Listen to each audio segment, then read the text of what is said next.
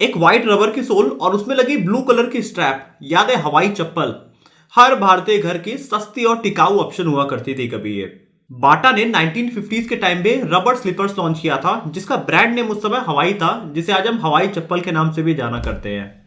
लेकिन अगर आप इस फुटवियर इंडस्ट्री के बारे में और ज्यादा क्यूरियस हैं तो मैं आपको बता दूं कि ये मार्केट आज बाटा नहीं रिलैक्सो डोमिनेट कर रहा है। भारत का करीब 10 lakh slipper per day Relaxo ही बनाया करता है, और एक स्टडी के मुताबिक भारत का करीब 13% फुटवेयर का प्रोडक्शन रिलैक्सो के मैन्युफैक्चरिंग प्लांट में होता है। तो इस वीडियो में हम जानने की कोशिश करेंगे ऐसे 3 पॉइंट्स जिससे रिलैक्सो ने इंडिया के मार्केट को डोमिनेट किया। तो आइए दोस्तों इसको समझने की कोशिश करते हैं। हेलो दोस्तों, मेरा नाम है दीपक, आप देख रहे हैं डिजिटल लॉट। तो ये बात है 1970s के टाइम की, जब दुआ फैमिली की 2 टाइप के बिजनेसेस थे। एक वो रबड़ और प्लास्टिक के फुटवेयर्स बनाया करते थे, दूसरे वो साइकिल के पार्ट्स बनाया करते थे। इन दोनों बिजनेसेस में इनको काफी सारे लॉस हुए और कंपनी कई सारे बड़े कर्ज में थी। उसी समय रमेश दुआ 17 साल की एज में इस बिजनेस को ज्वाइन करते हैं, और शुरुआती दिनों की थोड़ी सी रिसर्च से रमेश दुआ को यह समझ में आ गया था कि साइकिल के मार्केट को हीरो पूरी तरीके से इंडिया में डोमिनेट कर रहा है। और वहीं दूसरी तरफ रमेश दुआ ने रियलाइज किया इंडिया के रबर फुटवेयर इंडस्ट्री में एक बड़ा गैप है। ये समय था 1975 का ही, जब इंदिरा गांधी की गवर्नमेंट ने इमरजेंसी लगाया हुआ था देश में, जिस वजह से बहुत सारे बिजनेसेस प्रभावित थे। लेकिन उस समय भी उन्होंने देखा कि बाटा का बिजनेस बहुत ही तेजी से चल रहा है और हर जगह बाटा के स्टोर्स ओपन थे। यहां पे रमेश दुआ ने रियलाइज किया कि बाटा के पास ब्रांड की पावर है, जिस वजह से वो हमेशा स्टोर ओपन रहता है।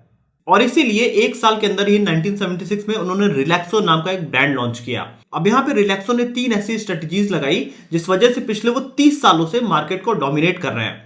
दोस्तों, रिलैक्सो की स्ट्रेटजीज पे जाने से पहले मैं आपको बता दूं कि आज एक रोड साइड बिकने वाली चप्पल और रिलैक्सो में एक सबसे बड़ा डिफरेंस है कि रिलैक्सो ने अपने आप को एक ब्रांड बनाया, और यही एक ब्रांड की इमेज की वैल्यू होती है। इंडिया में ज्यादातर लोगों के पास या तो आइडिया होता है या तो वो कोई छोटी मोटी शॉप्स रन करते हैं, लेकिन वो उसे ब्रांड में नहीं कन्वर्ट कर पाते हैं। यही मैंने सबसे बड़ी प्रॉब्लम देखी है। इसीलिए मैं पहली बात 3 घंटे का एक लाइव सेशन लेके आ रहा हूं, जिसमें मैं डिटेल में बात करने वाला हूं कि मार्केट में गैप कैसे फाइंड आउट करते हैं। जैसे कि रिलैक्सो ने ऑब्जर्व किया कि लो इनकम ग्रुप में एक बड़ा गैप है फुटवेयर सेक्शन में। इसी तरीके से हम बात कर रहे होंगे यहाँ पे कि आप अपना टारगेट ऑडियंस कैसे फाइंड आउट करेंगे। इसके साथ ही हम देख रहे होंगे कि आप अपने कंपटीटर का एनालिसिस कैसे करेंगे और आप अपना ब्लूप्रिंट कैसे बनाएंगे मार्केट का। साथ में हम सीख रहे होंगे कि ब्रांड वैल्यू कैसे क्रिएट करते हैं, आपके कस्टमर तक कैसे रीच आउट करते हैं। इसके साथ ही हम ये जान रहे होते हैं कि कस्टमर को डिलाइट कैसे किया जाता है और उनसे रिकरिंग बिजनेस कैसे जनरेट करते हैं। ये सब कुछ मैं आपको इस 3 घंटे के लाइव सेशन में देने की कोशिश करूंगा। मैं एक चीज आपको बता दूं कि इस लाइव सेशन का जो फीस होगा उसके एक एक पैसे की वर्थ देने की मैं कोशिश करूंगा आपको। बस मुझे आपका 3 घंटा चाहिए, जिसमें आपका माइंड बिल्कुल ओपन होना चाहिए कुछ भी सीखने के लिए। तो दोस्तों, मिलते हैं उस लाइव सेशन में। अगर आपके माइंड में कुछ भी आइडिया है, उसको आप इंप्लीमेंट करना चाहते हैं, आपको राइट एक ब्लूप्रिंट चाहिए कि क्या क्या स्टेप्स लिया जाता है, तो आप इस लाइव सेशन को जरूर अटेंड करिए। नीचे लिंक डिस्क्रिप्शन में है, आप वहां से जाके इस लाइव सेशन का फॉर्म फिल कर सकते हैं। तो आइए दोस्तों, अब इनकी स्ट्रैटेजीज को समझने की कोशिश करते हैं। तो सबसे पहली स्ट्रैटेजी है, रिलैक्सो लो प्राइस ब्रैकेट में डील करता है। मतलब इनका जो एवरेज सेलिंग प्राइस होता है एक स्लीपर का, वो 135 रुपए से 150 रुपए के बीच में होता है। आज भारत में कोई भी ब्रांड इस प्राइस रेंज में अपना प्रोडक्ट नहीं बेच रहा है। वहीं अगर हम रिलैक्सो को देखें तो ये एक स्टिकी प्रोडक्ट लोगों के लिए है, क्योंकि जितना भी मिडिल क्लास है और लोअर मिडिल क्लास है, उनके प्राइस ब्रैकेट के अंदर रिलैक्सो का प्रोडक्ट आता है, जिस वजह से वो बार बार इनके प्रोडक्ट को खरीदा करते हैं। अगर हम कोविड के टाइम में देखने की कोशिश करें तो जहां बाटा की सेल्स में करीब 44% की गिरावट आई थी, मेट्रो शूज में करीब 38% की गिरावट, खादिम्स की सेल करीब 19% गिरी थी, वहीं रिलैक्सो की सेल सिर्फ 2% गिरी थी। इसके पीछे जो सबसे बड़ा रीजन था, ये लो प्राइस ब्रैकेट में डील करते थे, जो कि लोग बहुत इजीली अफोर्ड कर सकते थे। लोग महंगे स्लीपर्स नहीं खरीद रहे थे, लेकिन स्लीपर एक बेसिक रिक्वायरमेंट है, तो लोग रिलैक्सो के स्लीपर बहुत ही इजीली अफोर्ड कर पा रहे थे कोविड के टाइम में भी। अब यहाँ पे दूसरा सबसे बड़ा क्वेश्चन उठता है कि कैसे रिलैक्सो इतना सस्ते में अपने स्लीपर्स बेच लिया करता है, और यही स्ट्रैटेजी नंबर 2 है। रिलैक्सो ने बहुत पहले ही इंडिया के मार्केट को रियलाइज कर लिया था कि इंडिया में जो मेजर सेक्शन है वो लोअर मिडिल क्लास और मिडिल क्लास की है, और उनको जो स्लीपर्स चाहिए वो काफी कम रेट में चाहिए। तो अगर लो प्राइस में आपको स्लीपर मैन्युफैक्चर करना है तो आपको सारा प्रोसेस इन हाउस करना होगा, और इसलिए रिलैक्सो ने स्टार्टिंग से ही अपने सारे प्रोडक्ट इन हाउस मैन्युफैक्चरिंग करना शुरुआत कर दिया। और आज अगर हम देखें तो बहादुरगढ़, भिवानी और हरिद्वार में मिलाकर करीब इनके 8 मैन्युफैक्चरिंग प्लांट है। और अगर हम देखने की कोशिश करें तो ये करीब 95% प्रोडक्ट अपने खुद का इन हाउस मैन्युफैक्चर करते हैं। वहीं बाटा करीब अपने 50% मैन्युफैक्चरिंग को आउटसोर्स कर दिया करती है, और यही इनका सीक्रेट है सस्ते प्रोडक्ट बनाने का। बेसिकली इन हाउस प्रोडक्शन करके इन्होंने क्वालिटी मेंटेन किया और इसके साथ ही इन्होंने कॉस्ट लगातार टाइम टू टाइम रिड्यूस करते गए ये, और अपना प्रॉफिट भी इसके साथ ही इन्होंने मेंटेन किया। और यहीं पे आती है इनकी तीसरी स्ट्रेटेजी जो कि काफी आउटस्टैंडिंग थी। रिलैक्सो काफी टाइम से लगातार लो इनकम ग्रुप को टारगेट कर रहा था, लेकिन 1991 के लिबरलाइजेशन के बाद मिडिल क्लास अब बाहर मार्केट में निकलना शुरू कर दिया था। मतलब लोग रेस्टोरेंट में जाके खाना शुरू कर चुके थे और लोग काफी सस्ते प्रोडक्ट छोड़ के मिड रेंज ब्रांड की तरफ बढ़ते जा रहे थे। और यहीं पे रिलैक्सो ने अपनी तीसरी स्ट्रेटजी लगाई। उन्होंने अपने ब्रांड को एक एस्पिरेशनल प्रोडक्ट की तरफ मार्केट में पिच किया और यहाँ पे उन्होंने कई फिल्म स्टार्स को भी साथ में लिया, जैसे कि सलमान खान और कैटरीना कैफ, और उनके साथ उन्होंने एक काफी डेडिकेटेड मार्केटिंग करना शुरू किया, जिस वजह से एक मिडिल क्लास को रिलैक्सो पूरी तरीके से ब्रांडेड प्रोडक्ट की तरफ फील होता है। और अपनी मार्केटिंग स्ट्रेटजीज की वजह से रिलैक्सो को पूरी तरीके से ब्रांड रिकॉल मिला। आज रिलैक्सो हर साल करीब 18 करोड़ स्लीपर्स बेच दिया करती है पूरे भारत में। अगर हम इनके पिछले 30 सालों का रेवेन्यू देखने की कोशिश करें तो वो काफी ज्यादा अनएक्सपेक्टेड है। फाइनेंशियल ईयर 2003 में इनका रेवेन्यू करीब 150 करोड़ था। वहीं फाइनेंशियल ईयर 2013 में इनका रेवेन्यू 1010 करोड़ और फाइनेंशियल ईयर 22 में इनका रेवेन्यू जंप करके करीब 2600 करोड़ हो गया। अगर हम इसको और क्लोज से देखने की कोशिश करें तो फाइनेंशियल ईयर 2016 से 2022 के बीच में इनका रेवेन्यू काफी तेजी से बढ़ा है। साल 2016 में जहां इनका रेवेन्यू 1712 करोड़ था, वो धीरे धीरे बढ़ते बढ़ते करीब 2653 करोड़ फाइनेंशियल ईयर 22 में हो गया।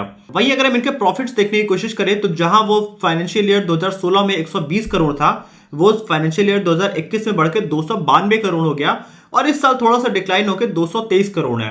इस साल के प्रॉफिट कम होने का अगर हम रीजन देखें तो कई सारे ऐसे प्रोडक्ट हैं जो कि बाहर से इंपोर्ट करना होता है और यूक्रेन रशिया वॉर की वजह से बहुत सारे इंपोर्टेड प्रोडक्ट्स के रेट बढ़ गए हैं, जिससे इनका मैन्युफैक्चरिंग कॉस्ट बढ़ा है और प्रॉफिट कम हुआ है। इनका पास तो बहुत अच्छा है, लेकिन क्या ये फ्यूचर में भी एक रिलायबल प्रोडक्ट की तरह देखेंगे? तो यहाँ पे सबसे बड़ा रीजन है इंडिया में ऑन एन एवरेज एक आदमी के पास 2 पेयर ऑफ शूज होते हैं। अगर हम देखें यूएस और यूके में तो वो करीब 7 पेयर ऑफ शूज एक आदमी रखा करता है। तो इन फ्यूचर हम ये ट्रेंड देख सकेंगे कि इंडिया में भी एक आदमी और ज्यादा पेयर ऑफ शूज रखना शुरू करेगा, जिस वजह से आप देखेंगे कि रिलैक्सो का मार्केट में और तेजी से बढ़ेगा। वहीं अगर हम दूसरी तरफ देखें तो इंडिया में करीब 65% फुटवेयर का मार्केट कंप्लीटली अनऑर्गेनाइज है। लोग रेहड़ी पटरियों पे चप्पलें बेचा करते हैं और डीमोनेटाइजेशन, जीएसटी और कोविड-19 के बाद लोगों के पास काफी ज्यादा फाइनेंशियल क्राइसिस आ गई है, जिस वजह से लिक्विड कैश में काफी कमी आई है और बहुत सारे फुटवेयर के भी बिजनेस बंद होते जा रहे हैं, जिसका पूरी तरीके से फायदा आप देखेंगे कि रिलैक्सो को ही मिलता हुआ दिखेगा, क्योंकि ये एक मिड रेंज ब्रांड है। लेकिन रिलैक्सो के बिजनेस में भी कई सारे बड़े कॉम्प्लिकेशन है। जैसे कि हम देखें तो रबड़ और प्लास्टिक बाहर से इंपोर्ट हुआ करते हैं और जब इनके प्राइस में राइज आता है तो इनकी मैन्युफैक्चरिंग काफी ज्यादा इफेक्ट हो जाती है और इनका प्रॉफिट काफी कम हो जाता है। अगर हम पिछले साल ही देखें तो इथाइलिन विनाइल एसीटेट जो कि एक रॉ मटेरियल है इनके स्लीपर बनाने का, उसके प्राइस में करीब 3 गुना की तेजी आई थी, जिस वजह से रिलैक्सो को पहली बार अपने फुटवेयर का प्राइस करीब 25% तक बढ़ाना पड़ा। और इसी साल अगर हम देखें तो इंडियन गवर्नमेंट ने जीएसटी में एक नया स्लैब बनाया है कि 1000 से कम के शूज में जो भी जीएसटी लगेगा वो 5% से बढ़ के 12% होगा, जिस वजह से अब इनकी मैन्युफैक्चरिंग कॉस्ट और ज्यादा हाई होती जाएगी और इनके प्रॉफिट में आगे आप थोड़ी सी गिरावट भी होते हुए देखेंगे। तो यहाँ पे प्रॉफिट कम होने से बचने के लिए रिलैक्सो को अपना प्रोडक्ट और ज्यादा स्केल करना होगा और डीपली इंडिया के विलेजेस और छोटे मार्केट्स में और ज्यादा पेनिट्रेट करना होगा। और तीसरा, अगर हम इनके बिजनेस में थ्रेड देखने की कोशिश करें तो इंडिया में अब ज्यादातर लोग ब्रांडेड प्रोडक्ट की तरफ मूव करते जा रहे हैं। अब हम मेन फुटवेयर का ट्रेंड देखने की कोशिश करते हैं कि लो ब्रैकेट से लेके प्रीमियम ब्रैकेट के बीच में कहां ज्यादा अपॉर्चुनिटी है। तो 500 रुपए से कम के चप्पलों में अगर हम देखें तो फाइनेंशियल ईयर 2015 से 2025 के बीच में करीब 5% गिरावट आपको देखने को मिलेगा। वहीं अगर हम प्रीमियम में देखें 2000 से 3000 रुपए के इस चप्पलों में तो फाइनेंशियल ईयर 2015 में ये करीब 4% बिका करते थे और वही 2025 में बढ़ के इसका मार्केट शेयर करीब 6% हो जाएगा। वही हम प्रीमियम सेक्शन में 3000 रुपए से ज्यादा के अगर हम फुटवेयर देखें तो वो 5% से बढ़ के 2025 तक 7% हो जाएगा इसका मार्केट। तो अब यहाँ पे सबसे बड़ा क्वेश्चन उठता है कि क्या रिलैक्सो अपनी मोनोपोली मेंटेन कर पाएगी मार्केट में? ये सबसे बड़ा सवाल होगा जिसका आप भी कमेंट ऑप्शन में लिख के जवाब दीजिएगा। तो दोस्तों यहाँ पे रिलैक्सो ने बेसिकली क्या किया, रिलैक्सो पहले जो फुटवेयर सेल कर रही थी वो लोकल फुटवेयर हुआ करते थे। उसके बाद उन्होंने इसको एक ब्रांड नेम दिया रिलैक्सो, जिस वजह से मार्केट में इनका परसेप्शन ही बदल गया।